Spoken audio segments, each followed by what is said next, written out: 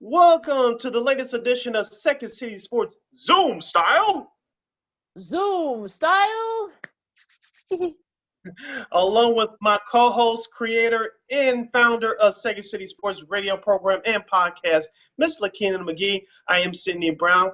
You can follow yours truly on Twitter and Instagram at SidKid80. Once again, at SidKid80. That's SIDKID80. That's SIDKID80. You can listen to this program along with our other programming from We Are Regal Radio. Wherever you download the podcast. We on iHeartRadio. Download that iHeartRadio app. Just type in War on Anchor. That's WARR on Anchor, and you can find this lovely program, Second City Sports, along with our other programming as well, including the Dean Davis Show, aka the Davis Show, and In the Scope with Josh Hicks and other programming from We Are Regal Radio.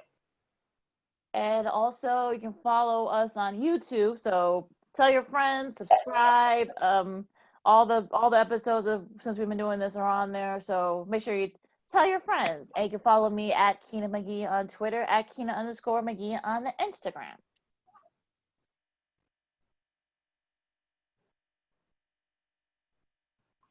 Our top story for this week is it's been a tough week for passing of sports figures and celebrities. We're going to start off with legendary Basketball Hall of Fame college head coach Mr. John Thompson, who passed away at the age of 78 on Sunday. He had coached the famous college basketball team, the Georgetown Hoyas, from 1972 to 1999. He had 594 career wins. He had 3 trips to the Final Four, won his only national title in 1984 with Patrick Ewing at the helm. He was the first African-American head coach to win a national title in basketball.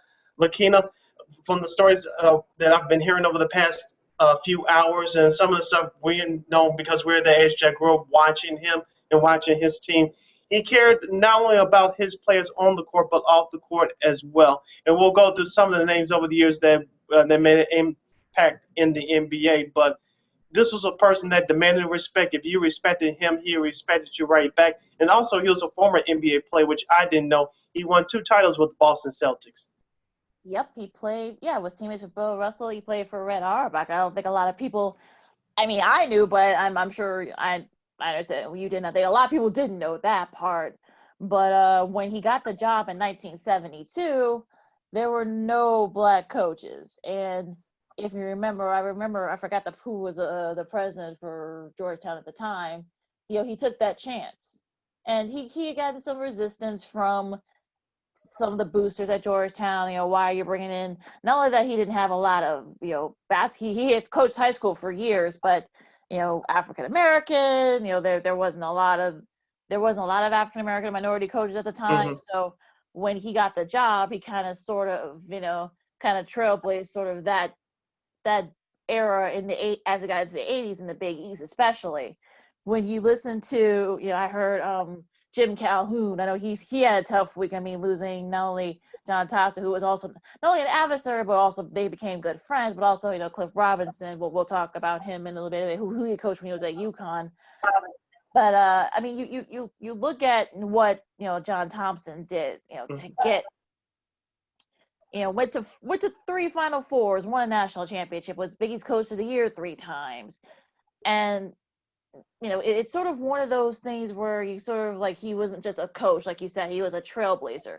I would implore folks to listen to Allen Iverson's Hall of Fame speech, right near the end. It's about a little over a minute, but his mom begged Coach Thompson to recruit him because unfortunately, by that point he had gotten into some trouble. It was well documented. If you saw his his 30 for 30, you knew sort of the legal issues that he had went through. Mm-hmm. And his mom begged Coach Thompson to recruit her son, and he basically essentially said that Coach Thompson saved his life, because Lord knows what would have happened had he not reached out and had not took a chance on him and recruited him. And we all know what happened after that. Some of the players that he had coached, Patrick Ewing, I can only imagine what he's going through right now, who's now the head coach at Georgetown. Alonzo Mourning, Dikembe Mutombo, Freddie Brown, Eric Sleepy Hmm. Floyd. I mean, just so among so many, great players that ended up doing very well in the NBA. And I can only imagine what they're going through. And also all the coaches that he had, coached against. I mean, Gary Williams, he was at both Boston College and at Maryland. I talked about Jim Calhoun, also Jim Boeheim. I can only imagine what he's going through too. And I'm sure they'll all say that, look, we did not like each other, but they were all really good friends. So I can only imagine what they're feeling right now. Hmm. Also, let's not forget David Wingate and Reggie Williams as well. Both of them coming out of the Baltimore area. That both those players made big impacts in the NBA as well. Going back to John Thompson as the head coach, you referred to the Allen Iverson Hall of Fame speech. Please, folks, watch it when Mhm. you get a chance. Many of these coaches are father figures, especially to young African American males from the African American community, because let's be honest here, not to go too off of attention, but many of, including yours truly, grew up, 80% of our population grew up in a single family home. So most of the structures that come from a strong black male figure comes from sports. Of course, it can come from other areas as well, but we're focusing on sports, and that's what Coach John Thompson was. He was a strong father figure to me of these athletes who didn't come from homes that had fathers in the home. They didn't have them at all. They were in and out because whatever situations that they were in. Now, I want to focus in also as well. We all know that the Big East Conference with all these different teams are different today in 2020, but back then, ESPN would not be the network that it is, especially for college basketball, if it wasn't for the Big East. Another program I would recommend for people, especially for our young viewers and listeners, that is the 30 for 30 Requiem of the Big East. That's what really got college basketball on the map on cable television, because it wasn't like that back then. That was when cable television was new. Let's be honest, Big Monday wouldn't be Big Monday today without ESPN putting those games from the Big East on. You, as you mentioned, you had Gary Williams who coached Maryland later, but you had Syracuse, you had St. John's, of course, Georgetown, and you had those other programs that I'm losing memory right now that made the Big East what it is today, even though it looks totally different thanks to realignment for college football. But those games were intense. Those teams were intense. Let's be honest here, Lakeena. Coach Thompson had his critics too, because they played the East Coast hard nosed style basketball. And let's be honest here, not all, let me repeat again, not all, but some folks who didn't like him because of his skin color, they had reason to attack him because, oh, you played the game the wrong way. Oh, this is too physical. You all guys are a bunch of thugs. So unfortunately, they gave those people reason to criticize him. But at the end, as you mentioned, like his accomplishments trumped any unfair criticism that came along his way, especially due to his skin color. Well, and like you said, Sid, I mean, reiterated too. I mean, it's sort of one of those aspects of it that I think people don't realize. Um, I had a friend of mine say that, well, he thought Georgetown was HBCU school because all most of the years he was there, a lot of the coach, especially once they had like that peak in the 80s, all the players on his team were black, and Mm-hmm. people had that wrong impression that, oh well, maybe he's racist. Fred Fraschilla said, who was longtime coach who coached during that time. He said, look, he wasn't Mm-hmm. racist. It was just that the way, the style, and at the time he recruited those type of players, and he recruited players that he was able to get Patrick Ewing. He was able to get Dikembe Mutombo. He was able to get Alonzo Mourning, who was, a top recruit. And also, of course, we mentioned Allen Iverson as well. You look at the history of, like you said that, that Big East, because I don't think anybody able to touch that part of the Big East, because especially like from the late 70s going to like maybe the early to mid 90s, the Big East was probably like one of the best conferences in the nation. And I think Mm-hmm. people forget that. I mean, Villanova, you probably put them in there too. This was before Villanova sort of like, Jay Wright became like the top dog. And Mm-hmm. remember, he was there too during that time. So that's why he emulates a lot of, the style from when he was there. And, I think John Thompson was a big part of that. And, when Jim Calhoun eventually got there in 86, and, Jim Boeheim, Luke Carnesecca, who, I know he's been having some issues too with his health. So there was like a lot of that whole area of era of the Big East is just something that probably will never be copied. I can agree with you even more, Lakeena. Let's not forget too. Coach Thompson passed on the job to his son John Thompson III following the 1999 season. Now he had some success, but not close to what his dad had. But it doesn't negate the legacy of that whole John Thompson family. I also want to go back to a time that college basketball was going through its transition at that time when Coach Thompson was coaching, because you didn't have the 3-point shot until the late 80s. He had to adapt to that. Also, you had other programs that had to step their game up too, following his success at his peak during the 80s. You had Duke rising from the ashes during that time. You also had Syracuse, who was still good back then. Also, you had UNLV. You had colleges and small towns, not professional sports towns, rise up to the ashes and almost become like they're pro teams in those towns. So even though Georgetown is in the middle of DC, it was a success, because look what was going on in that city at the time. You had the now Washington football team winning Super Bowls. The basketball team, the Washington Bullets, they weren't as successful in terms of winning championships. I think the only one title they had was in 1978, and that was when Wes also and those guys. So, and of course, they didn't have baseball back then. Hockey, they weren't doing that great back then. So, for that program to do what it did, especially in a big city like Washington D.C., it has to be commended. It's been like a tough year for college hoops, especially outside the fact that there was no March Madness. We couldn't crown a champion, but Eddie Sutton, Lou Henson, Lute Olson just a couple of days prior, and now John Thompson. I mean, those are 4 Hall of Fame coaches that have passed on, and we didn't get a chance to talk about Lute Olson, but look what he did for Arizona. I mean, he made Arizona power. I mean, 4 Final Fours, won a national championship with Mike Bibby and Miles Simon, and head coach, guys like Steve Kerr and Sean Elliott and Channing Frye and Damon Stoudemire, who doesn't get his due, who should have won that year, College Player of the Year that year, but we won't get into that. But but it's been and you look at Steve Kerr, he kind of Lute Olson kind of became like a surrogate dad after his dad was murdered, and for all I know, Channing Frye, I saw a tweet saying that the same thing, that he literally saved his life. So you look at the impact of all these coaches, it's sort of like, I know people put coaches on a pedestal, but they shouldn't, deter what these guys meant to these players. Yeah, I couldn't agree with you more. And also, too, just want to reiterate one more time that many of these coaches, especially in today's world, you have to care about. You can see the coaches who care about their players when something happens off the court. Because let's be honest here, not everyone is going to make it to the NBA.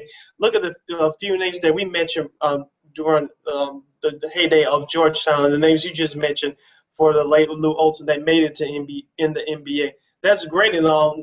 Let's not knock it, but it's what you do for the rest of your life, because not everybody is going to play sports. Is what kind of impact you're going to make off the court in society. Are you going to be a positive member of society, or are you going to go down the wrong path? And you need strong leaders like the late John Thompson is going to give you the right direction. Yes, it's up to you as the player to realize that you have work to do. We could the coaches could lay down the work, lay down the roadmap, but it's up to you as the player to put in the work. Yeah, absolutely. I couldn't agree with you more, Sid. And as far as Eddie Sutton, I would also implore folks, if you get a chance to see it, I think yes, I'm sure it's going to read again at some point. They did like a 30 for 30 style sort of doc on Eddie Sutton and some of the things he went through, and he had a drinking problem, and Rex Chapman, who we know now is sort of like this big social media influencer. Well, maybe we can get him on the show at some point. I'm sure he'll be the first to tell you that he never thought that he would be that. But back in his college days, when he was a freshman over at Kentucky, he Eddie Sutton unfortunately was having drinking problems, and he essentially said that he was drunk that whole freshman year he was there. And one of the coaches that kind of kept everything afloat was Alvin Gentry. So that Mhm. sort of, you use that. I would implore people to try to watch that because, sort of things that you don't know what these coaches go through. And I'm sure I'm sure something about John Thompson will be brought up at some point, because I think that this is sort of like, he was sort of like one of the pioneers and the trailblazers when it came to college coaching, especially. Let's also not forget either that Coach Thompson became a successful broadcaster not only for Turner Sports during NBA playoff time, but also he did college basketball for Westwood One Radio during the March Madness back in the early 2000s. He did that for a while as well. So I really appreciate his analysis. He didn't lose that attitude or his personality to break down the play or to call out something that he didn't like. He really kept that edge about him, but he can explain it in the way that everyone could get it. Yeah, I remember they said he was stubborn. He was, Yep. like you said, he wasn't, afraid to speak his mind, but, people loved him. And I think he should be remembered. All four of these coaches should be remembered for the work that they did. Mm-hmm. All right. Also, we mentioned it, but Cliff Robinson passed away at 53. And I remember first seeing Cliff when he was at UConn. A lot of people don't know. People forget that. I remember Jim Calhoun, I know this was, like I said, I know this was a tough morning for him. He said that he kind of gave Cliff that kick in the pants that he needed, because Cliff was already there by the time, Coach Calhoun had got to UConn. And, he was, being very, very erratic in his play and such. And look, he said, look, I want to make you a better player, but you're going to have to work with me. And I'm paraphrasing, but, Mm-hmm. and he became that. UConn won their first sort of big title. They won the NIT in '88 in his senior year. He would go on to play for the Blazers and the Suns. And I think those Blazers teams in the '90s don't get their due. And unfortunately, he's the third member from those Blazer teams that have passed away. Kevin Duckworth and Jerome Curse. I forgot about Jerome Curse, that he had passed away. But I mean, the Suns, he played for those Suns teams in the late '90s. So just a veteran presence, and thoughts and prayers go out to him and his family as well. I know that Bulls fans, especially during our era, have a connection with Cliff Robinson. Of course, Michael Jordan hitting those 6 3-pointers in the half in Game One at the old Chicago Stadium during the '92 Finals. Of course, Jordan doing his famous shrug, and Cliff Robinson was walking in the way. But Jordan did enough where the NBC announcers, Magic Johnson and Marv Albert and Mike Fratello, could stare at and admire him. But with that being said, I was reading an Instagram post from my good friend of the show, Scooby Brandon Robinson of Heavy.com. He's their NBA insider. He said he had a list of players. I don't know if you saw it, Lakeena, but he had a list of players that Cliff Robinson's game kind of mirrored after Kevin. The one name that stood out to me was Kevin Garnett. And I said, yeah, that's true, because Kevin Garnett's game mirrored Cliff Robinson. Only the difference is that Kevin Garnett was a skinny kid with athletic talent who could move around like a guard. Cliff Robinson was, if not the first player from that era, that was a tweener between center and power forward who could shoot from the outside. Yes, he could score from the inside. He was a heck of a defender, but his game really developed with that outside jump shot. And, like you said, Lakeena, those Portland teams in the early '90s didn't get credit. If you guys haven't seen it, NBA TV about a month ago put out a program talking about the Rip City era from the late 80s until 92, 93. I don't know if you saw that, but Yeah. for those who have, please look it up on YouTube. They talked about those early 90s teams. They just couldn't get past the Pistons in 1990. Of course, they couldn't get past the Bulls in 1992. And you're talking about the team, the players that passed away from those teams: Jerome Kersey, now Cliff Robinson, Kevin Duckworth, and let's not forget Drazen Petrovic, who was a rookie on that 1990 team that lost to the Pistons. He was traded the following year, but he passed away as well. So those were some good Portland teams. And also, let's not forget, Cliff Robinson was, if not the first player to bring back the headband in the 90s. So I remember Inside Stuff with the Myra Shot in Willow Bay. They did a segment on that. So he kind of brought the headband back in style, and all the fan bases in Portland and throughout the league and started wearing headbands. So he kind of made that popular as well. Oh, I love that headband he wore, and sort of Hmm. it became kind of like a fashion statement, which Yeah. kind of made that a trend. So then Ben Wallace kind of brought it back for a little bit, but then it stopped Hmm. like that again. So yeah, so it's been a tough year so far. It's been a tough year period, but in hoops. So just sad, and rest in peace to all of them, and thoughts of Yeah. prayers to their families. I know this is a tough time for them. All right, Sid, let's talk about last night's playoff games. I have to say, I'm so glad that Denver beat Utah, because I felt that series deserved to go seven. It is going that series deserves to go seven. And I told you that when we were doing our playoff previews, and it's going to be just that. And look, Jamal Murray did something that only Michael Jordan and AI have done, having multiple 50-point games. I Hmm. mean, and also his pros game, comments. If you guys haven't had a chance to look at it, I would implore you guys to look at it, because I think he's playing like a man possessed. And what do you think about his performance? Also, what do you see from Game 7? Well, Jamal Murray had a performance to remember if you're a Denver Nuggets fan in Game 6 from Sunday.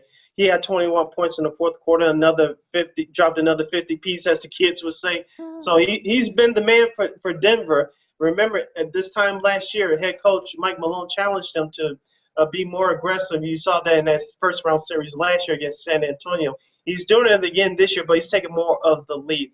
As I said in our last podcast, Denver, the reason why they were trailing 3-1 because they could not rebound the basketball. Rudy Gobert of Utah was controlling the paint, and Denver didn't have an answer for them. They couldn't rebound the basketball. The last two games, Denver has out rebounded Utah. In Game 6, Denver had a 13 rebound plus 13 rebounding edge over Utah, and that's a credit to Jokic and Paul Millsap. So those guys banged the boards and controlled the tempo of the game. Jamal Murray, as I mentioned, he's a scoring machine right now. I wouldn't be surprised if he did the same thing in Game 7, which will be coming up on Tuesday when this podcast is released. But Denver has the momentum right now. As I said, if they didn't rebound the ball, they will be going home right now. They're heading towards the Game 7. On the other side for Utah, who's going to help out Donovan Mitchell? Yes, he scored 44 points, and he let his frustrations out after the game walking off the court. But who's going to help out Donovan Mitchell? That's going to be the key for Utah. Yeah, I mean, Gobert, yes, he had a double-double, but you only scored 11 points. Mm-hmm. And yeah, Mike Conley Jr., I mean, you had some key turnovers, you missed some key shots. Jordan Clarkson has been okay, but I think he needs to step up a little bit more. Also, George Niang needs to, do more. But I think this will definitely be one of those sort of cutthroat, down to the wire Game 7s. And I mean, it's going to be interesting to see like who wants it more, because I feel like this is sort of, with everything that's happened, everything that transpired while they're on the bubble. I think we needed a Game 7. This will be very entertaining. And like I said, I had Denver in 7. I'm going to stick with that, and I think Denver pulls us out. I had Denver at 6, and now it's going to 7. Like you said, Lakeena, it's all about the marbles now. Come down to Game 7. You know each other's plays. You're not going to run anything exotic, so it all comes down to execution. Who's going to make the least mistakes, and that's what happens.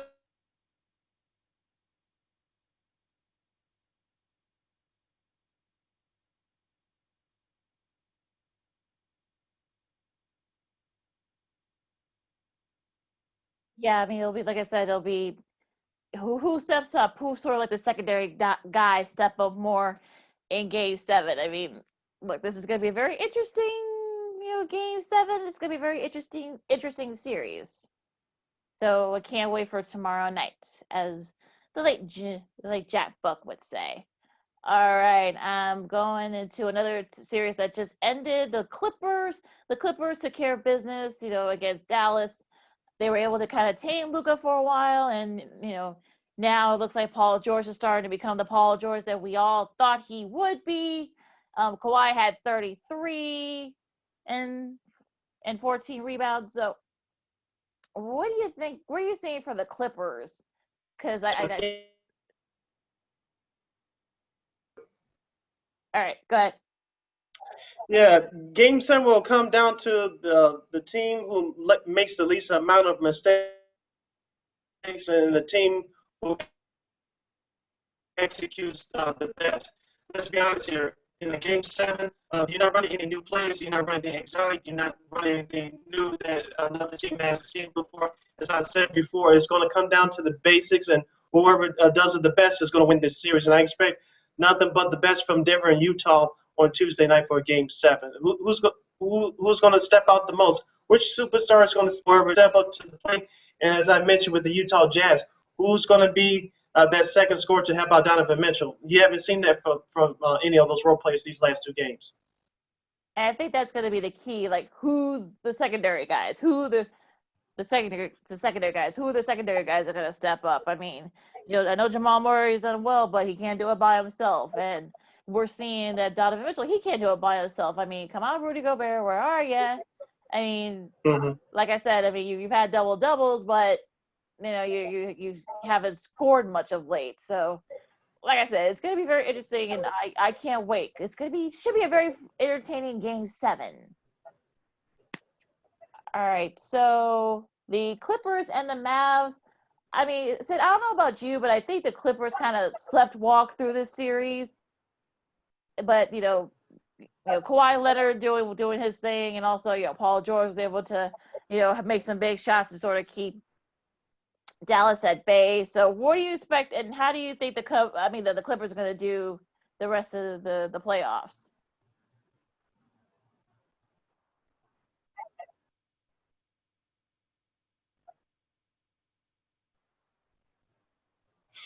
Well, the Clippers have had to play better team basketball. Of course, Paul George had 15 points in Game 6, but he was bailed out by Kawhi Leonard, who scored 33, and that's what you need from Kawhi.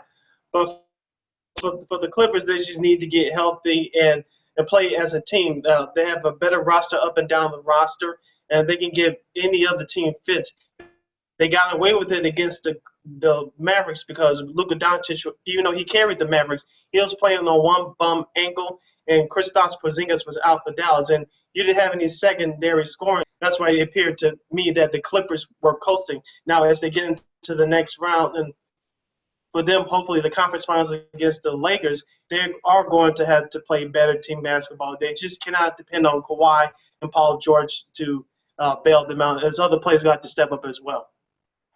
And that's the thing that worries me, because I think that, like you said, Sid, I think that we need to get more, Jeff Green, Montrezl Harrell. I mean, you guys need to step up in order to make sure, especially because I'm hearing people say that, well, they could be right there and challenge the Lakers, but at the same time, where were you? I mean, Morris got ejected for, taking down South. So I was wondering, I'm kind of like, I don't buy the Clippers being the favorite. I think that it goes through the Lakers. What do you think?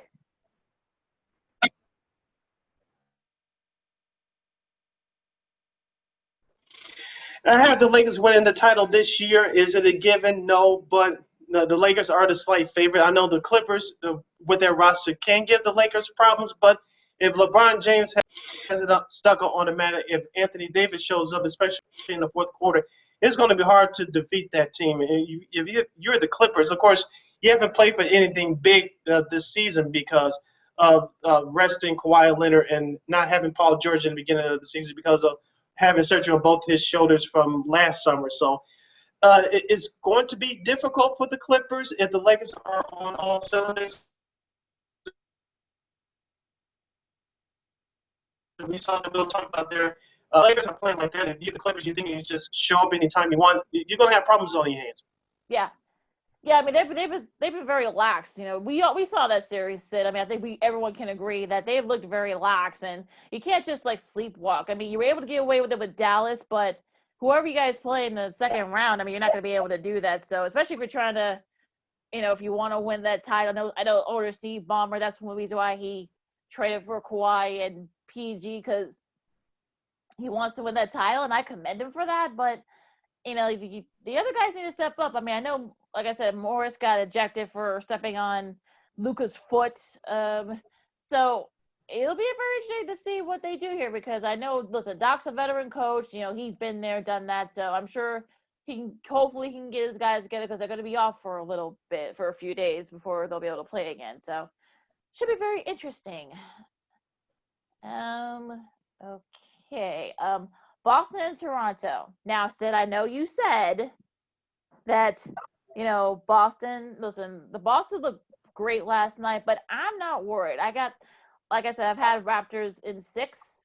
I'm not worried about them. I mean, they've actually have lost game ones, I think, like 3 of the 4 times in the playoffs last year. So I'm not worried about the Raptors. I mean, look, Marcus Smart looked really good. Jason Tatum looked really good too. And Kemba Walker was great yesterday. And they struggled. You can kind of tell that they did struggle. The Raptors did. They struggled a little bit, but I'm not worried. I mean, Kyle Lowry looks like, the ankle's starting to feel a little bit better. Marcus Gasol needs to kind of step up a little bit more, but I'm not worried about the Raptors. I have Raptors in 6. So what do you think about this series? It's still going to be a long series. I'm not handing this series over to Boston by any stretch of the imagination. Like you mentioned, they had a great game 1. They shot the ball very well, especially from 21 points. Kemba Walker chipped in with 18 points as well. As you mentioned, Marcus Smart looked great. On the other side, Toronto by a huge margin, and they struggled with their 3-point shot in game 1. That's what it came down to. Now, Toronto can straighten that problem out. They'll be fine. I still expect this series to be a long series. These are 2 just about evenly matched teams, but I think that Toronto, as I said before in our last podcast, has a better roster. You have Siakam, you have Kyle Lowry, and you have Fred VanVleet, who's now the starter of the lineup. So that team, Toronto, could give anybody problems. So Boston took advantage of a hot shooting yesterday, but I wouldn't hand the series over to them just yet. It's still going to be a long series. I expect Toronto to respond big in game 2. And they're well coached too. Not that Brad Stevens isn't a good coach, but Nick Nurse is one of the best coaches. He won Coach of the Year for the reason. I think you'll see why as the series goes on. Now, Miami, Milwaukee. There's they start tonight. Their series. What do you think? Do you think Miami can pull off the upset? I know Miami's on Milwaukee. We got the exact stat, but if any surprise team is going to challenge Milwaukee, this will be it. The Miami team. As I said before, we previewed their first round matchup against the Indiana Pacers. They have a better, well-balanced team. Of course, they're led by Jimmy Butler. You have Bam Adebayo at center. You have Duncan Robinson, who's a good player, as their third scorer. Of course, you have Kendrick Nunn, the rookie from Chicago, in there as well. So they have a good mixture of young and veteran players. Also, they have Andre Iguodala too, so he can bring something to the table. So Milwaukee, if someone's got to step up, score runs to help out Giannis Antetokounmpo, and let's just say that if Miami's going to try the defensive attack like all these other teams have tried, i.e. Toronto from last year's Eastern Conference Finals, to build a wall against Giannis, who's going to step up for Milwaukee on a consistent basis? It has to be Chris Middleton. It has to be the other players, and especially coming off the bench with Kyle Korver. So who's going to be that consistent second scorer to help out Giannis? Yeah, that's going to be the key for them, and I think they can do that. I think Milwaukee sort of is one of those teams where you can kind of it's Giannis, but yet you don't know who else is going to be that secondary guy. I mean, maybe Eric Bledsoe, could he be that guy? And Pat Connaughton, could he be that guy? I mean, we know Korver. We saw Korver here in Chicago. He was sort of he made some big shots for me when the Bulls were in the playoffs during that point, and he's capable. But like you said, Sid, I mean, they need that secondary help, because if you're talking about challenging Toronto for the title, you're gonna need one of your guys to step up. And as for Miami, look, the fact that Miami's gone this far, I think they should be commended. Look, Goran Dragic, I know, look, under Alea Tushauer, who we had on, I know she loves him. She loves that Heat team. So I'm sort of wondering, like, can he step it up? I mean, he does Haslam. Yes, he's like 100 years old now, but he's sort of like that veteran presence. And Miles Leonard, Derrick Jones Jr. I mean, could Miami pull it off? I mean, sure. I mean, look, people forget Eric Spoelstra is actually a pretty darn good coach. We talked about him at length, and I think he doesn't get his due. So we'll see what they can do. I mean, this will be I think this series will be a lot closer than people think. I have the Bucks in 6, but if Miami can somehow push it to 7, I wouldn't be surprised. Yeah, you just took the words right out of my mouth. This is going to be a long series. It better be a long series. I think this will be a precursor to what happens in the Eastern Conference Finals should Milwaukee get there. I'm with you. I have Milwaukee in 6, but Miami's going to give them a better test of what people are expecting. Yep. And the Lakers, as we expect, we said, Sid, in our last podcast, they finished up their series against the Blazers. They get to chill for a little bit. Where do you see the Lakers? Because AD looked really good. LeBron showed his sort of the reason why. Look, he's still here, and we'll see if Rondo will be able to play. It looks like he might be able to play this series. What do you think? I want to start out talking about their interior defense with, Dwight Howard and JaVale McGee. Those two players, especially JaVale McGee, they do not get the credit that they deserve. And as I mentioned, I believe they played the winner in the Denver-Utah series. Mm-hmm. And let's just say they go up against Utah. Those two players are going to be really important because of Rudy Gobert. If they go up against Denver, you have to deal with the Joker, Nikola Jokic. So that interior presence for the Lakers is going to be key. As I mentioned before, LeBron James is going to be the facilitator, but you can't expect him to dominate scoring-wise every game. And that's why Anthony Davis needs to be huge. You saw that in the last series against Portland. Mm-hmm. Let's see if he can be even better, especially in the fourth quarter going throughout this next round. And if you're a Laker fan, hopefully to the finals. Yeah, that'll be interesting, right? I mean, I'm looking forward to that. If it does end up being Denver and the Lakers, or even if it ends up being Utah and the Lakers, I mean, I think both. Mm-hmm. I think the Lakers should both get out of that series, no problem. Okay, one more game before we take our break, Sid. You got Houston and OKC. You got Game 6 tonight. Houston can win it. Will they? I think I picked OKC, if memory serves correct, but I kind of see Houston wrapping this one up. Their last game, they imposed their will on OKC. I told you I don't like Houston because of their previous history throughout the NBA playoffs, but I think they'll have enough to defeat OKC. The Thunder gave them a scare in games 3 and 4, but I think Houston started to hit that stride. And I think Russell Westbrook is back now, so things are starting to come together enough for the Rockets. But after this round, I just don't see it. But worrying about Game 6 against OKC, they should have enough to eliminate the Thunder. It's been a heck of a ride for the Thunder this year, as we said before on this podcast. They were the surprise team in the league this year. No one saw this coming. Everybody expected Chris Paul to be playing in another uniform, but that didn't happen. I know Nick Nurse won Coach of the Year, but my Coach of the Year was Billy Donovan. You saw what he got out of that young roster. Yeah, I mean, look, OKC should be commended. Like you said, Sid, I mean, nobody thought that they would make it this far. Everybody thought that maybe, they would that CP3 would be out of there. But look, I mean, Billy Donovan, there's a reason why Billy Donovan is one of the top coaches, and I think he doesn't get his due. But look, he got as much out of that team as he could, and they just ran into like a team that was just a little bit better. And also, Russell Westbrook's back, and he showed you why he's Russell Westbrook. So yes, that kind of sort of ends up there, right? So that should be interesting tonight. We'll see. Yeah. So we're right there. We are taking our break. We'll talk MLB. You got the trade deadline coming up in about a couple of hours from now. White Sox.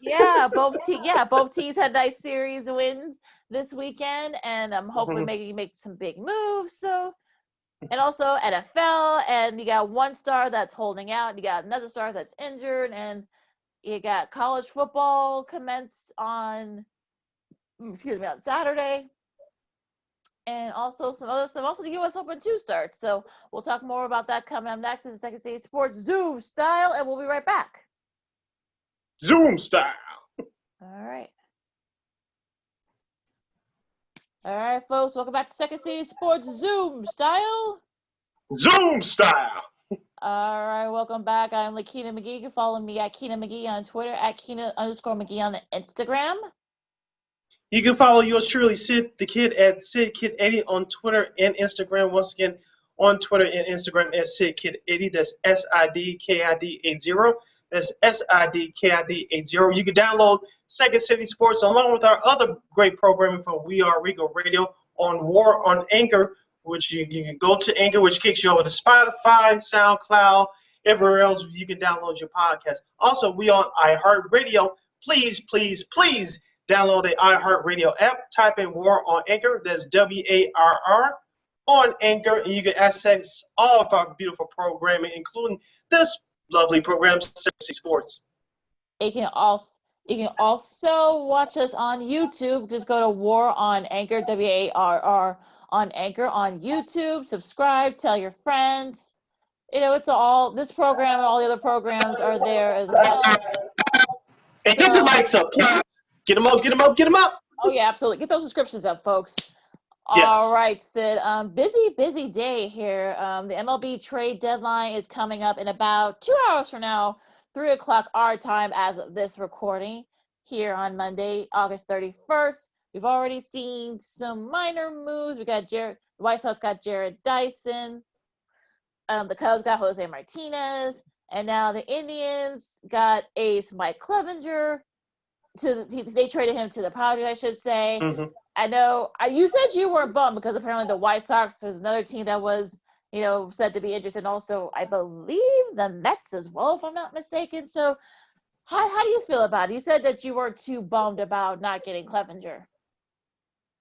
I just could see a contending team like Cleveland trading him to a rival team. Even though it does happen from time to time, it just doesn't happen like that, especially in a season like this. And it doesn't happen too often in a regular 162-game season. Even though Cleveland's competitive and they don't have the same financial sources like the White Sox and the Cubs and some of the big league teams do, I just couldn't see Cleveland trading him to the Chicago White Sox. I just couldn't see it. I'm sure the asking price was real high because the White Sox have all the prospects. So I'm sure Rick Hahn looked at it as like, I want this team to be good for a long time. Yes, eventually I had to trade some pieces away, but do I have to mortgage the future for right now for a pitcher like Clevenger? Probably not. I'm sure there's going to be some better players that'll be offered, and you could trade some of those prospects away smartly. For right now, I'm with Rick Hahn. The asking price is too high. I'm not doing it. I'm kind of looking at this starting pitching staff as this is the pitching staff that you should go with. I know Carlos Rodon should be back hopefully soon off the IL. I know Gio Gonzalez is on there right now with an injury, but I'm kind of feeling good about this White Sox starting rotation, with the exception of Ronaldo Lopez, who goes in Game 3 of this important series this week against the Minnesota Twins. So this is probably the kind of pitching staff that you're going to see throughout the rest of the season. I know there's been rumors out there that Lance Lynn, that the White Sox are interested in him. I know his ERA is below 2, which is one of the tops in Major League Baseball this year for the Texas Rangers. But once again, if the price is too high, if you're Rick Hahn, you wouldn't do it. There's maybe a chance you could do it in the offseason or at this time next year. Well, hopefully things get back to normal in a regular 162-game season. You could take your time with this. But right now, I will mortgage the future for basically less than a month because the season ends on September 27th. That's kind of the pitching staff you're going to see, folks. So I'll be shocked if they got Lance Lynn. I'm not saying I wouldn't be happy, but the starting pitching staff that you're looking at right now is probably what you're going to see between now and the end of the season. Hopefully they can push for it and make one of those 8 spots in the playoffs. Yeah, I mean, I don't think, yeah, we all know how aggressive Rick Kahn can be, and I don't, like you Mhm. said, Sid, I don't think he should have to mortgage the future right now. I think you've got a good team. That back end of the starting rotation, like I said, Sid, is like I've been saying, Sid, still kind of question marks. Mhm. The bullpen almost let a couple of those games against the Royals slip, so I'm still a little bit worried about them. But I mean, I think you gotta be feeling pretty good if you're the White Sox right now. I mean, you're right there. You're tied for first place in the division. You play Mhm. Minnesota starting tonight. I think that's the thing you should be focused on right now. That you gotta think that Minnesota series is huge, because I think this is sort of like a chance for you to kind of like distance yourself from the division. So I'm interested to see what they do. I mean, Eloy and Luis Robert, who hit that great walk off, they have to step up. The pitching, Mhm. they actually get Giolito and Dallas Keuchel, so that helps a lot if you're the White Sox. So, I mean, I can't wait for this series. I mean, Minnesota has two of their top guys, going in, and they're still hitting the ball very well. So this might be like 10 to 11, 11 to 10 or something like that. So how these two teams sort of hit the ball. So I'm looking forward to this series. It should be a fun and entertaining series. Yeah, when is the last time that, as a White Sox fan, you're excited by a regular season series? I'm not talking about the Cubs. Let's leave the Cubs out of it. Yep. When is the last time you were excited about a series within your division? Obviously, maybe 2012 when that lead starting to slip against the Tigers. Outside of that, it's been just about a decade since you've been excited for a big series. Like, as you mentioned, the White Sox are tied for first place. You are on the road at Minnesota. Even though there's no fans there, you still need to prove a point. You did it before a couple of weeks ago when you defeated the Cubs, 2 out of 3 at Wrigley, and the Cubs are still a first place team as we speak. Now you've taken care of Kansas City, as you said, Lakeena, despite the bullpen almost blowing 2 games, thanks to Luis Robert on Sunday, bailing them out with that 10th inning game-winning 3-1 homer. The White Sox bullpen has been stumbling as of late, but the offense has carried the Sox to this point. Now you've taken care of Kansas City, winning 2 out of 3. This is important for the Twins. I like this club's attitude of not being afraid of anybody, but you're going to have to prove yourself again on the road against the team that you're trying to catch. And like you mentioned, the starting pitching, at least for the first 2 games of this series, starting with game 1 with Lucas Giolito and followed up by Dallas Keuchel, you should take both games, to be honest with you. But realistically, I expect the Sox to split one of those 2 games. Now, the third game I'm worried about because of Ronaldo Lopez. He's been inconsistent so far this season. Nearly 2 weeks ago, you saw his last start against the Cubs. It didn't go so well. He had been bailed out by Mhm. Gio Gonzalez, who's currently on the injured list. If you're the White Sox, you don't want it to become a quote unquote bullpen game, but it may have to be because, as you mentioned, Lakeena, Minnesota crushes the ball very well. They do it against everybody, but in particular the White Sox.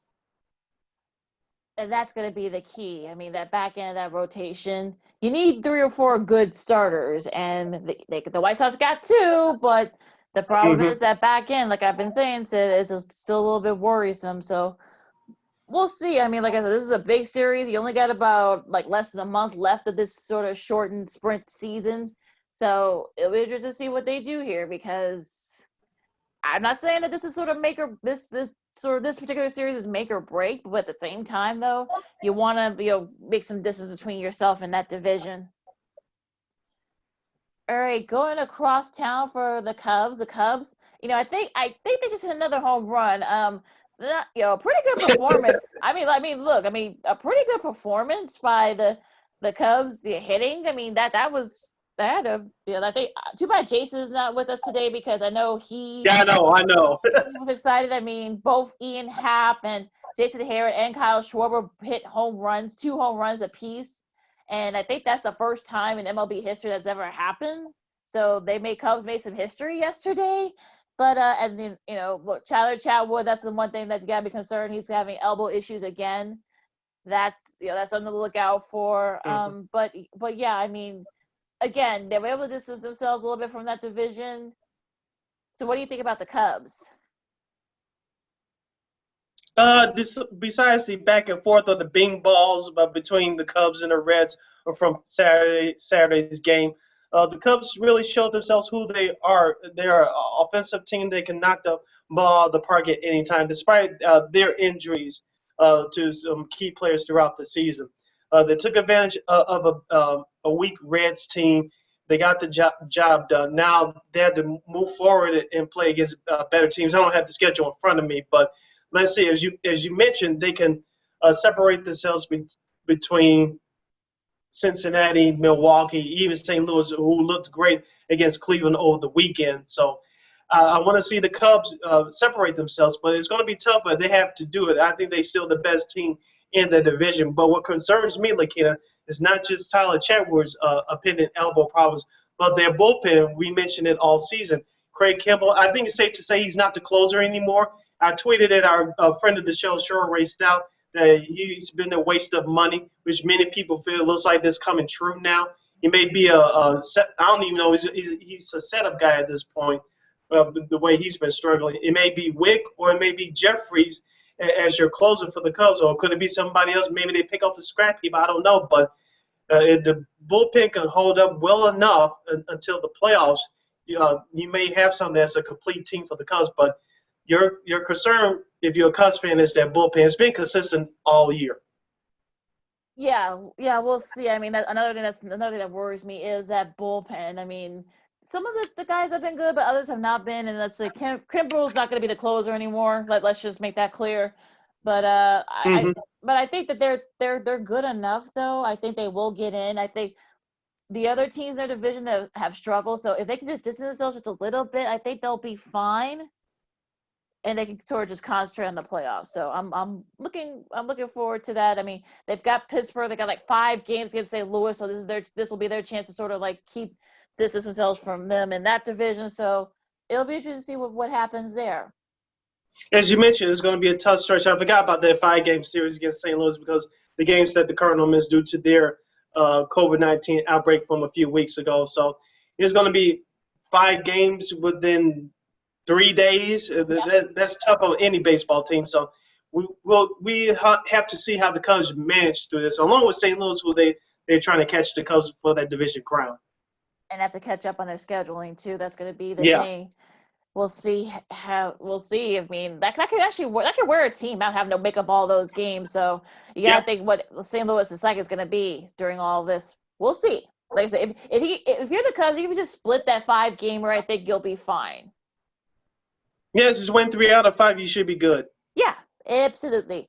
As a whole, though, that Padres team, they're like 5 games behind the Dodgers, but I guess they're going for those wild card spots.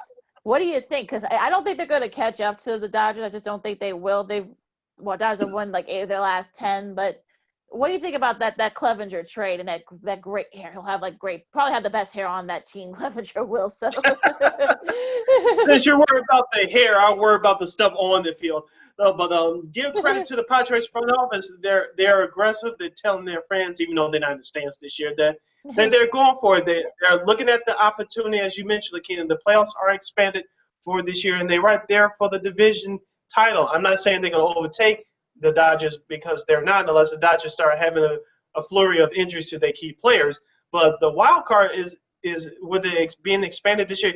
It's so easy to give. You just stay a few games above 500, and the Padres have been having a hot streak these last couple of weeks.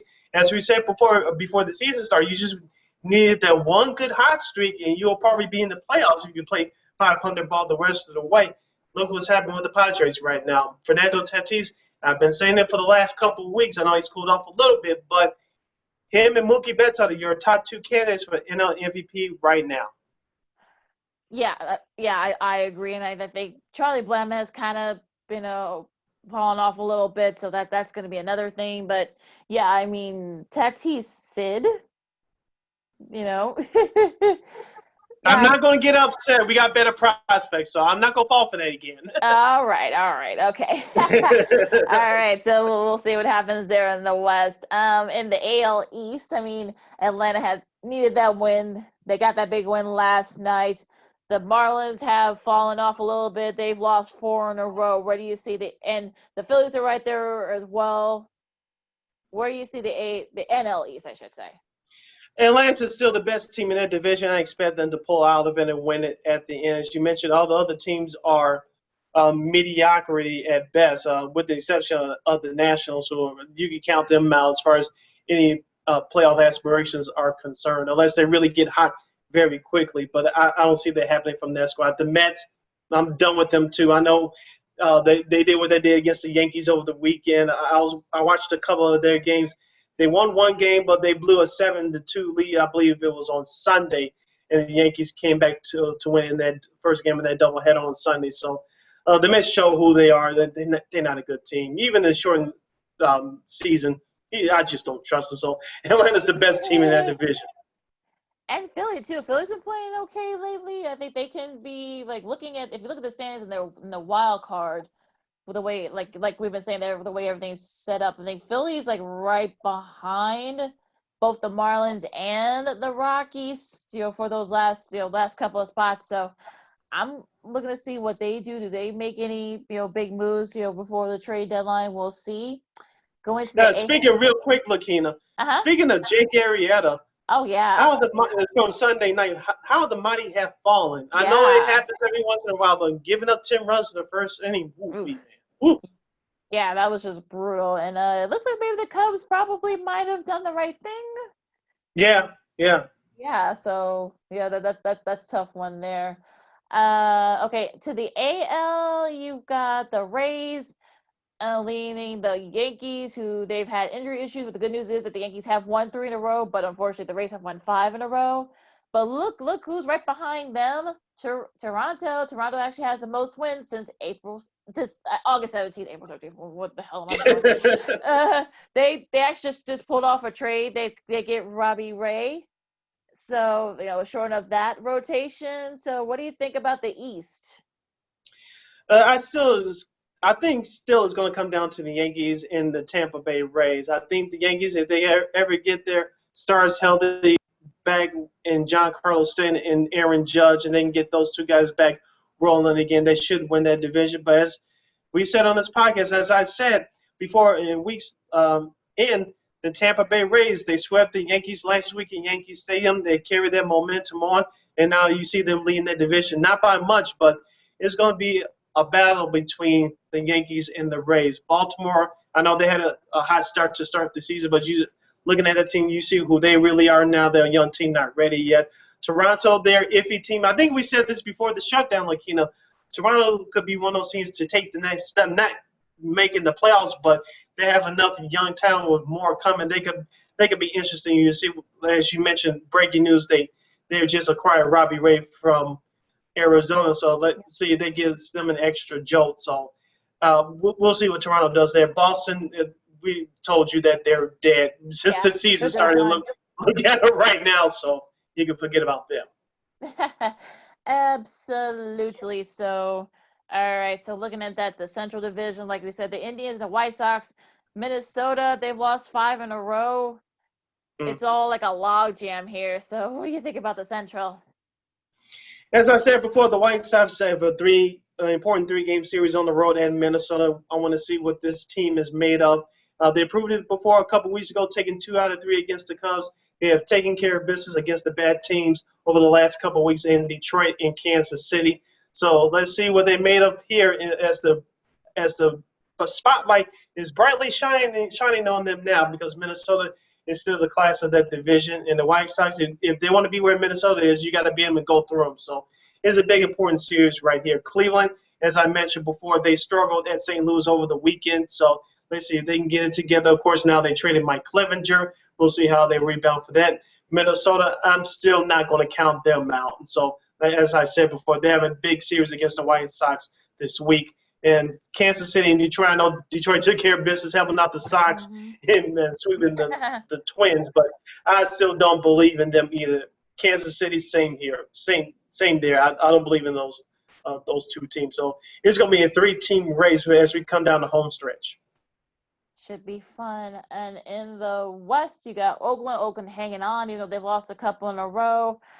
Although the Houston Astros, they're starting to creep up as well. And yeah, it's probably just going to be those 2 teams in the West. I know that Sunday's game was postponed due to somebody, I believe, on Oakland catching COVID-19. If Yep. correct me on that, Lakeena, if I have it Yeah. wrong. But I know Oakland and Houston were playing this weekend. And as I said before on the last podcast, Houston needs to start getting on a hot streak. And you're looking at it now, led by manager Dusty Baker and some of those veterans left over from that World Series team from a couple years ago. They're starting to show up now. So Oakland, I still believe is the best team, but should Houston keep up this hot streak, um, they're going to be right there. But I'm not handing over the AL West title to Oakland yet, but they are the best team right now. We'll see what Houston does this upcoming week. Yeah, they didn't really they weren't really specific on who in the organization. It said somebody in the organization tested positive. They didn't say it was a player or anything like that. So we'll see what happens there. But yeah, they had to postpone that last game. It'll definitely be between those two teams because I just nobody else. I mean the Mariners they're too far back and everybody else is too far back, so we can just forget about the rest of them. But yeah, I mean look, if Oakland can make a move, I'm sure they'll try. But I think they'll give them the edge in that division. I think Houston's right there though. I believe so. Yeah. They'll be okay, and I'm sure they got to play each other again multiple times. They got to make up a couple of those games, so we'll see what they do. Yeah, so anything else baseball wise before we go to the gridiron? Let's go to the gridiron because there's some news right there. We're less than 2 weeks away from the start of the season. I don't know about you, Lakeena. I'm excited, but obviously it's going to be different because some places will have fans. Well, many cities, including where we're broadcasting from, Chicago, will not have fans to start the year. Will it change by the time we get to November, December? We'll see about that. We're still a long ways from that. But as of right now, I'm excited that football is starting. But because everything else is going on, have you really missed the preseason? Call me crazy, but yes, but entirely no. Well, preseason is one of those things where you never appreciate what you have until it's not there. I mean, That's a good analogy. Yeah. yeah. I mean, the third preseason game is usually like the most important because you get to see how the starters look, and you also get to see like maybe those guys that are like off the practice squads. I mean, who of them can make the team. So I'm missing that stretch. I mean, I'm seeing some very similar comments. I think Diana Rossini, who does a great job with ESPN, said the same thing. Said she misses preseason. I see a couple other people say they miss preseason as well. So it's sort of funny that I've seen people say that. Well, I missed the preseason. Who would have thought, right? Yeah. But sort of a couple of big news involving two veteran running backs. Leonard Fournette gets released by the Jaguars. We've talked about Mr. Fournette when we first started doing this, Sid, about some of his antics, if you will. Doug Marrone said, no, I don't want to be bothered with that anymore. But also some news just came across the pike about, like, before we started right back, Alvin Kamara, the veteran Pro Bowl running back for the Saints, has sat out practice the last 3 days. And they said, and according to Adam Schefter, he believes it's contract related. Ooh, if you're the Saints, you better settle that thing and settle that thing fast. I know Drew Brees has other weapons in that offense, in particular the number one wide receiver in the NFL numbers-wise in Michael Thomas. But without a solid running game for the Saints, that offense is very predictable. And Brees, along with his offensive line, will be in trouble fast. I know they play the Tampa Bay Bucks in a couple weeks to start the season, but they don't have Alvin Kamara. I know he had a down year a little bit last year, but he's still one of the best overall backs in the game. If they don't have that contract issue settled, as Kamara has to sit out the season, that's going to be huge for the Saints. And I think I'm not going to say the Saints will go downhill, but it depends on how long Kamara sits out. It's not going to look good. It's just not going to look good. Yeah, I think I'm echoing everything you said, Sid. I mean, if this prolongs, hopefully they'll get this thing settled before the week is over with. I mean, maybe they could do some restructuring like the 49ers did with Raheem Mostert, because I don't think they're thinking about maybe giving another extension right now, especially with everything going on, especially with the financials and not knowing whether or not you'll be able to have fans in the stands. I know that's going to be tough for that team with no fans because they feed off that energy. Drew Brees said it in one of his pressers, so that'll be interesting. But yeah, I mean, they're 1 note without Kamara. So if they can't get that settled, like you said, Sid, they're going to be very predictable. And people are going to see, especially when you got another future Hall of Fame quarterback right there in your division now. Mm. He now has the weapons and the running backs and stuff. So, and also Atlanta's no slouch. I mean, I think they could probably rebound. They were right there they got hot later in the season. So, and we'll see how Carolina looks with their new staff. So this is going to be very interesting, Sid, this NFC South, once we start doing our previews and whatnot. Yeah. Now, what about Leonard Fournette? I mean, I see some people say that maybe the Bears should probably try to take a go at it. What do you think about Mr. Fournette? I think they will, but I don't know if they're going to sign him. And the reason why I say that is because, one, as we mentioned on this program before, Leonard Fournette has not been the, lack of a better term, perfect angel. He's had his issues, most of it onto himself. But the Bears do need a running back because David Montgomery is going to miss the next 2 to 4 weeks when the season starts. If the timetable is correct, David Montgomery will miss the first 2 games of the regular season. So will you bring in Fournette for the first 2 or 3 weeks? Is he really worth it? And is he going to comply to the rest of that locker room? I'm not sure. And I saw something on Twitter earlier today saying that the Patriots may pick him up. If you're Bill Belichick, he usually picks up players like that and they usually comply. But I wouldn't be surprised. But do the Patriots really need him like the Bears do? I'm just asking. Well, yeah, I mean, they've got a pretty decent running back core, so I don't know. Do they have the room? I mean, Exactly. Do you think that Bill Belichick's want to, if Doug Marrone didn't want to deal with his antics, do you really think Belichick wants to deal with his antics? I doubt it. So I think for anybody he's done with a lot of stuff throughout his career, but like you said, Leonard Fournette, do we really need him? If you're the Patriots, probably not, unless a couple of their running backs go down. Yep, exactly. That'll be interesting to see what happens with that. The Raiders have released former Bear corner Prince Amukamara.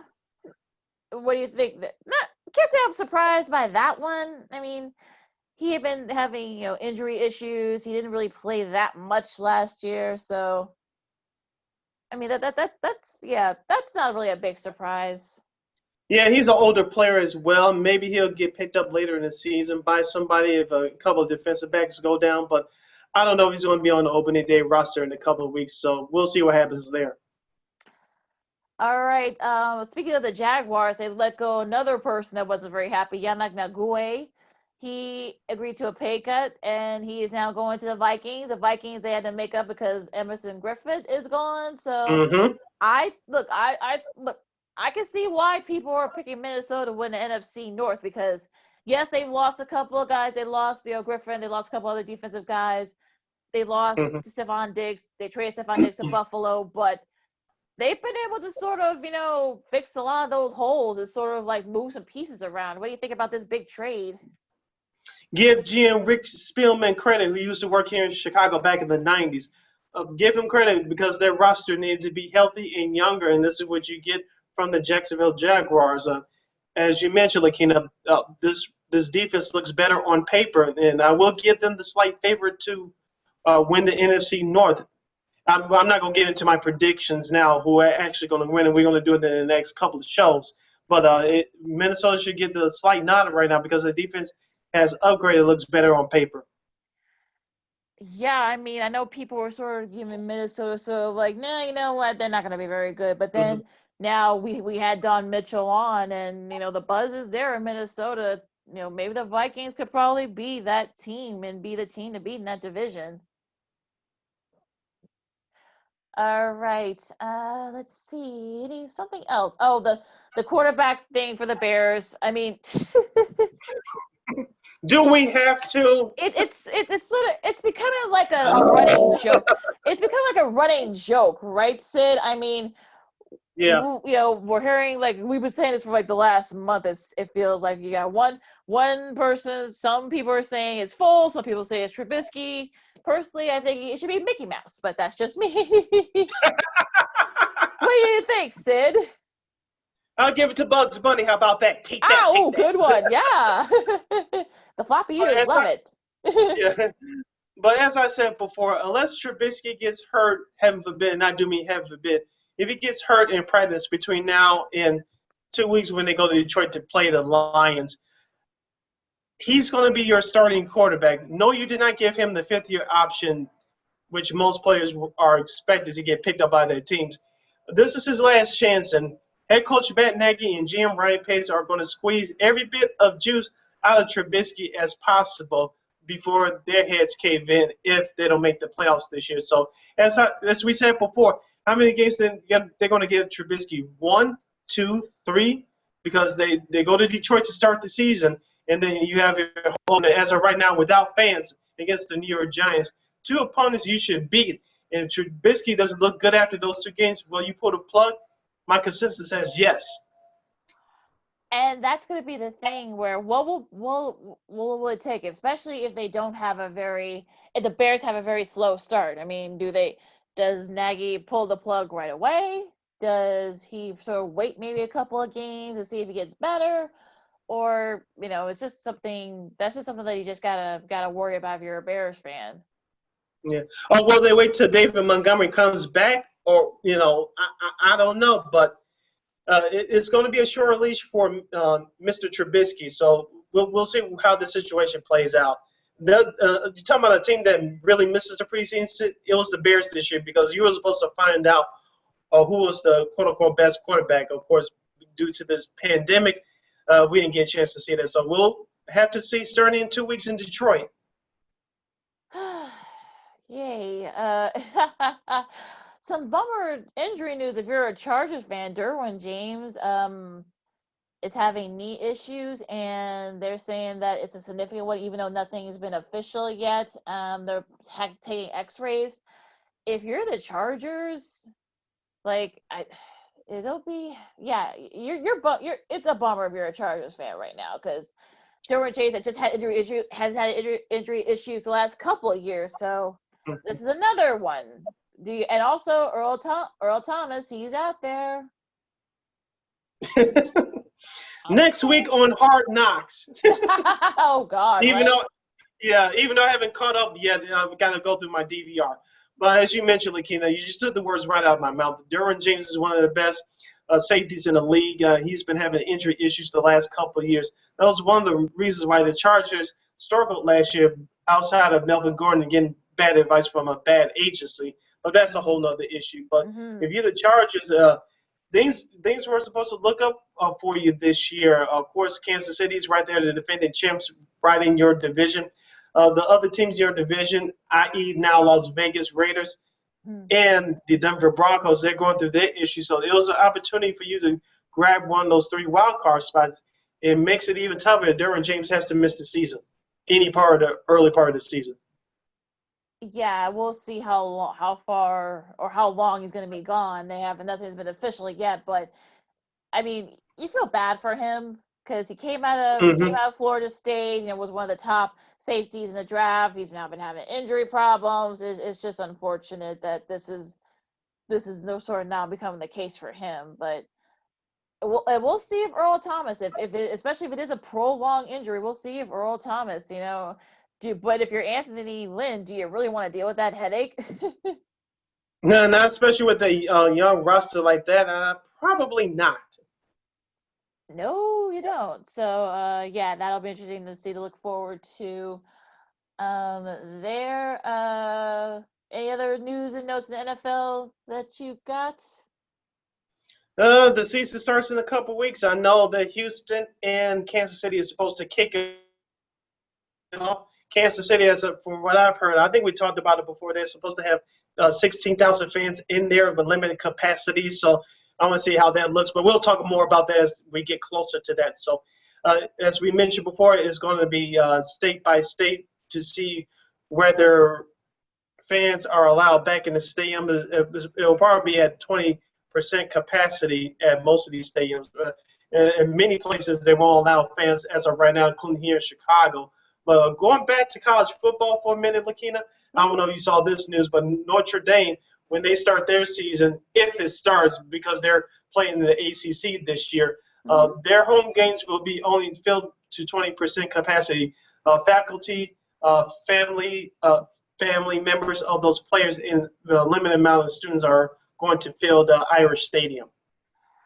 Yeah, I think I saw like Georgia 20 to 25%. I think Clemson's about 30. I think a lot of those southern schools, I think they're talking about maybe 20 to 30% capacity.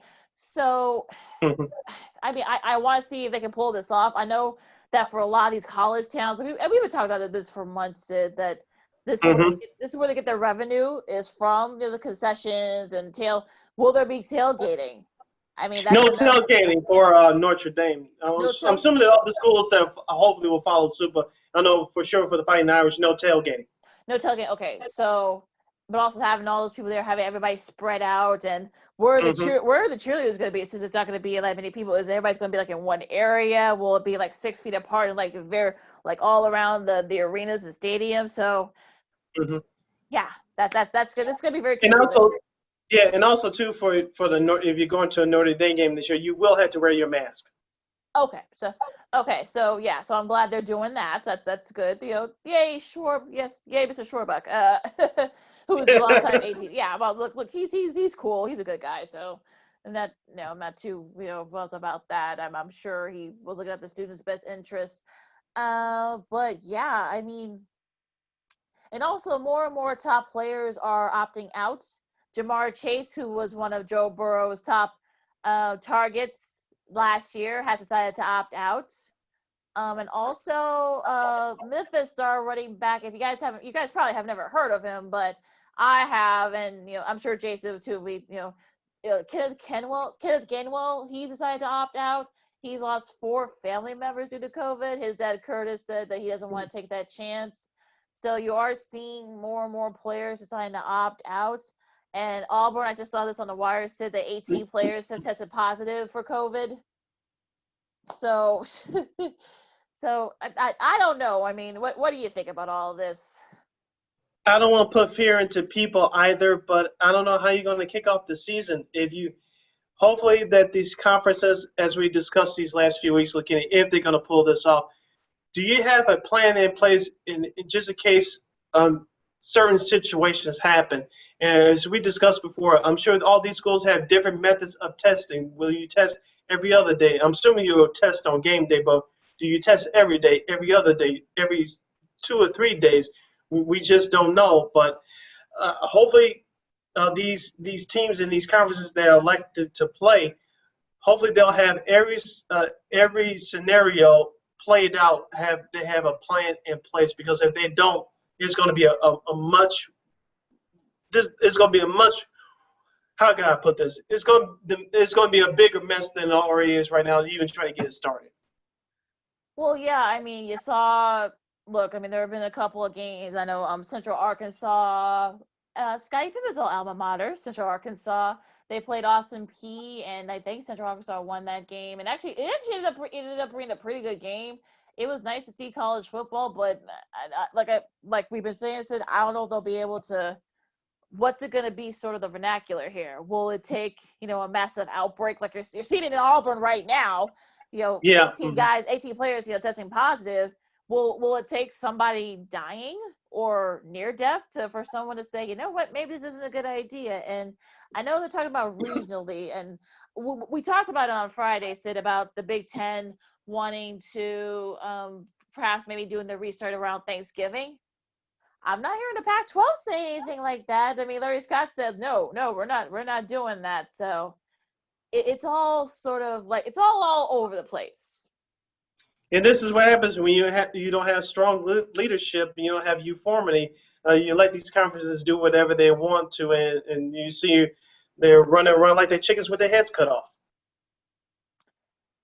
And yeah, and also statewide, so state by state. I mean, yes, there are going to be some states that are probably going to have people there. There's going to be some states that are not going to have folks in the stands at all. I know, going back to the NFL, the Bears have said they're not going to have fans in the stands. I just saw Bank of America Stadium, which is in Carolina. The Panthers, they're not going to have players, and fans not going to have fans in their stands. So I don't know, Sid. I mean, I think if you had to choose between which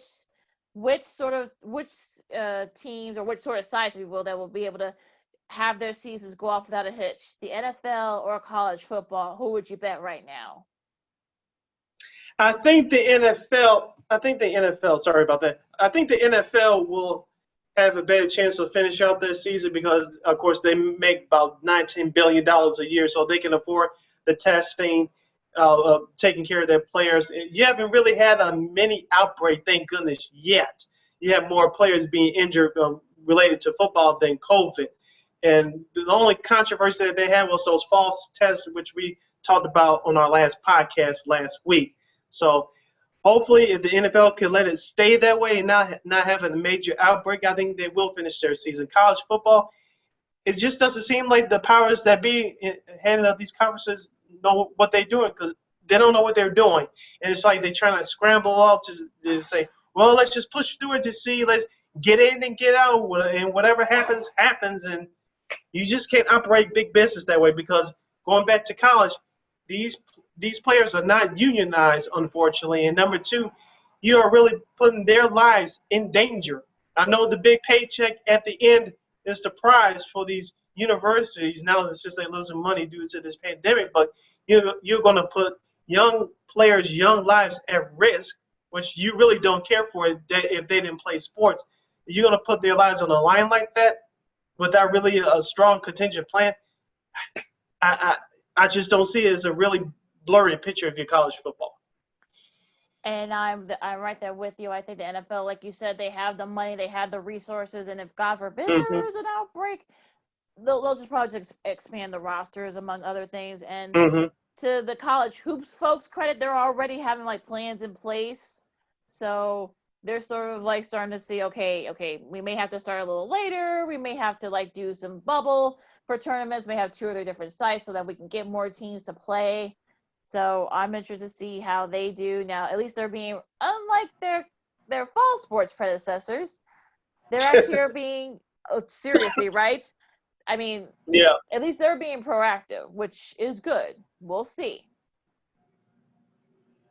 All right. Anything else? Anything else sort of college football or NFL wise? I'm pretty much, I'm not gonna say done for this only for this episode, but I'm really looking forward to the Sox and Twins this week. A big important series for the White Sox. Let's see if they can perhaps build on their lead in the AL Central as they face against the Minnesota Twins on the road. Is going to be a 3-team race between themselves, the Twins, and the Indians. I'm not counting Cleveland out yet, even though they traded Mike Clemenger today. So it's going to be fun. Let's see if the Cubs can build on that central lead. As you mentioned, Lakeena, they face Pittsburgh this week before that big 5-game series against St. Louis. So an important week for both of our baseball teams. And for the Bears, 2 weeks away until their season opener against Detroit. It should be interesting. Well, before we go, I did see a tweet from Adam Hogue of NBC Sports Chicago. Your announcing crew from Fox for the game will be Kenny Albert, Jonathan Vilma from ESPN, he's signed with Fox now, and Laura Oakman, Chicago's very own, as your sideline reporter. Yeah, that. So that'll be your announcing crew 2 weeks from Sunday, September 13th, when you watch the Bears at the Lions on Fox. It'll be interesting to see where she'll be because I don't know they're not gonna be around on the sidelines. But she's been doing this a long time, so I'm sure she'll be creative. I'm sure what she does. That should be interesting there, and how if you saw both the NFL, both Fox's the NFL coverage and their ESPN's college football coverage, they're gonna have like I guess all their reporters will be like sort of scattered all over the because I'm sure they will not be allowed on the sidelines. I'm sure if they are, they're gonna be wearing masks. So we'll be just see how all that will be set up. So that should be interesting. For me, I'm looking forward to that Nuggets Jazz Game 7. That's what I'm looking forward to. I'm super excited for that. The golf. Congrats to John Rahm and Dustin Johnson, who had like 2 great performances. Dustin Johnson had like a 16-foot putt to get into the playoff, but now John Rahm, who actually had to take a penalty, had like a 5er on Saturday. He had a 66 foot putt. If you haven't watched it yet, I saw it live. It was insane. It really was. So if you haven't watched it, check that out. This was at the BMW Championship, not too far from where we are, Sid, Olympia Fields. Mm-hmm. He was able to, sink that putt, and then he's leading the FedEx Cup, and it's between him and Dustin Johnson. I think there are a couple other players too for the FedEx Cup. The last event is actually going to be this week, so at the Tour Championship down in Atlanta.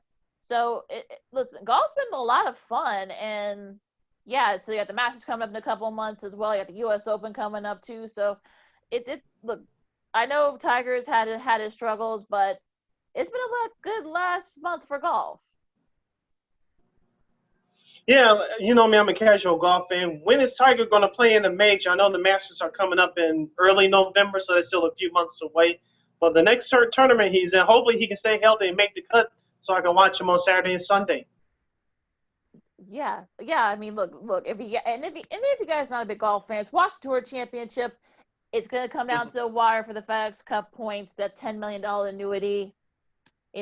Check it out. Also, and I did not know this, Sid, because I am a big tennis fan, but the U.S. Open just started, and it's going to be very interesting because they're not going to be allowed, no fans going to be allowed in the stands, and you've got 6 of the top 10 women's players are not going to be playing.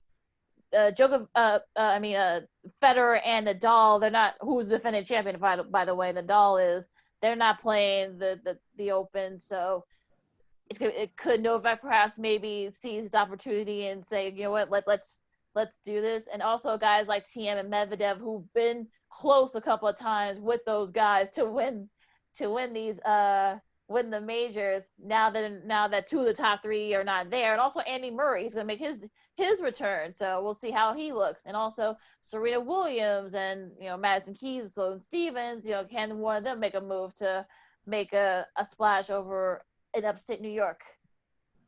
Yeah, those two young ladies that you mentioned, and Madison Keys and Lindsey Sloan, I know they were rising stars about 2-3 years ago. I know both of them have struggled the last couple of years, but hopefully it gives an opportunity for some new stars to shine. As you mentioned, the previous stars that are not going to participate. But I want to see how Madison Keys and Lindsey Sloan will do. I know they were, as I mentioned, the rising stars in the women's tennis game, but hopefully those two, one of them can take advantage right now. Madison Keys and Sloane Stevens. I mean, they played against each other for a couple years ago for the title. Like I said, they've had their issues with like injuries and such, so hopefully they can kind of get back. Also, Coco Gauff too. Don't forget about her. Yeah. And also, how are the players going to react not having fans in the stands, because that's part of the U.S. Open sort of camaraderie, is the fact that you have all those fans in the stands. You're not going to have that this year, so we just see how can this be adjusted. I remember I was hearing John McEnroe and Chrissy Evert, both former U.S. Open champions, multiple-time U.S. Open champions. McEnroe's from the area, and McEnroe said that he would have gone bananas if he didn't he couldn't play in front of fans. Chrissy would have been cool with it. She said, hey, it's okay. I don't care as long as I get the chance to play. So, especially since a lot of these guys have not played in 6 months. That's going to be the interesting part, Sid. Yeah. All right, and we would be remiss if we don't want to end on a sad note, but we would be remiss if we haven't mentioned also the passing of Chadwick Boseman. Was only 43, from colon cancer. The fact that he had done like 7 movies during this battle. I know that someone had posted like a snapshot of one of the last social media posts that he did before he passed. He played Jackie Robinson. He played Floyd Little in the Ernie Davis story. I did not know that until someone mentioned it recently. Of course, Black Panther and Thurgood Marshall. So just an amazing career in such a short time. Yeah, peace and love to the Chadwick Boseman family. They're going through a tough, challenging time right now. Chadwick Boseman should be remembered not only helping the community off screen, but on screen he played iconic roles, as you mentioned. Thurgood Marshall, Jackie Robinson, 42, which is one of my new favorite movies. Of course, he played James Brown. He did a heck of a job in Get On Up, one of my new favorite movies. As I mentioned on The Flip, which you can catch on War on Anchor, there has been documentaries on James Brown, but never a biopic to really portray his life. And Chadwick Boseman, I thought, did a heck of a job. I haven't seen Black Panther yet. Don't at me. I'll see it eventually. But I know that's an iconic movie as well. So uh, uh, his work will outlast time. It will outlast all of us. But uh, this is what I want to address. I'm not just speaking to myself, but to everybody. Please take care of yourself uh, by being healthy. Go to the doctor and get yourself checked out. Because I say this all the time. You can have all the money in the world, but if your health is not in check, the money that you have doesn't mean it doesn't mean a damn thing. So we all should just take care of ourselves, not only physically but mentally as well. Couldn't have said it better, Sid. I mean, you look at him and you see like, wow, how he was only 39. He was about our age, Sid, when he found out he had Hmm. colon cancer, Yeah, and kudos to his people for not letting it leak, because I'm sure, especially in this day and age, the fact that they were able to keep this, sort of like, yeah. close to the vest, and we didn't find out till like after, unfortunately, he passed. I mean, kudos to his people. I mean, I'm sure only like family and really close friends. You look at Ryan Coogler, who's a director, also directed, among the films he directed was Black Panther. He said he wrote a Hmm. really nice long piece for one of the trades. I forgot which one. I think for Variety, or I think it was maybe the Hollywood Reporter, saying that he didn't know, and they've been friends a long time. So Hmm. you never know what goes on behind the scenes, people. So be nice to people, and I mean, because you never know what's going on with them behind the scenes. Yeah, that should be a rule of life. Treat others the way you want to be treated because you don't know what other people are going through. Just a genuine smile or a good morning, a good afternoon, or just a genuine hello. You never know what that other person's going through, and you just might have made their day. You just don't know. Yeah, try to bring a smile to somebody. And I know it's hard right now with everything going on, but just Hmm. a kind word, a kind thought to somebody, motivational quotes. You never know. You may just brighten someone's day. All right. Hmm. Looking to see if there's any sort of like trades coming down the pike. We got about like a little over an hour left. Do you see the Cubs or White Sox making any sort of big moves? I don't think so. I think if it was a regular 162 game season, there will probably be more urgency. But the way that the season is in the sprint, I don't see either the Cubs or the Sox making a major move. Maybe a minor move or two, maybe, but a major move, I just don't see it. But if they do, we'll talk about it on our next podcast. Yes, we will. So yeah, so we'll see if there's any more moves. Like I said, I'm looking forward to that Nuggets Jazz game 7. I think that's gonna be, like I said, I think it's gonna be a very entertaining. Who do you have winning that I'm series? cheering for Denver. I think I had Denver winning that series anyway, so I'm cheering for Denver. Let's see if Jamal Murray can come up big one more time, and who's going to help him out scoring rise. Yeah, he needs help. He needs help. I mean, I Yes. know I know he's been shooting lights out, but I think he needs someone to help him. I mean, Millsap, I know you're getting up there in age, but help him out. Jurgic, come Yeah. on, help him. Nurkic, I mean, come on now, help the guy out. So, Yeah. also, do you think Houston? Do you think Houston finished it up to with the Thunder? Yeah. Unfortunately, even though I'm cheering for OKC, I think Houston will get him.